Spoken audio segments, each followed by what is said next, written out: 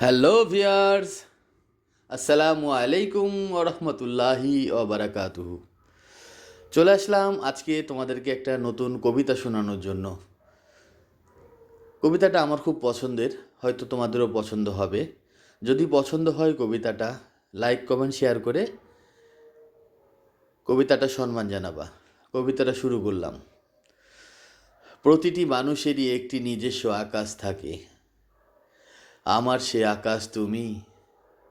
নিজস্ব যে অরণ্য আমি গড়েছি, সেখানে শুধুই তুমি, তোমারই বিচরণ। মিথ্যে বলবো না, আমার প্রতিটি ভোর আসে তোমাকে ভেবেই। রাতে ঘুমের দেশে যাওয়ার সময় যে ভাবনা আমাকে আচ্ছন্ন করে, তা শুধু তোমাকে নিয়েই। তোমাকে পাওয়ার স্বার্থে পৃথিবীকে হারাতে আপত্তি নেই। তোমাকে ছাড়া আমি বাঁচব না, এর চেয়ে বড় কোনো সত্যি নেই।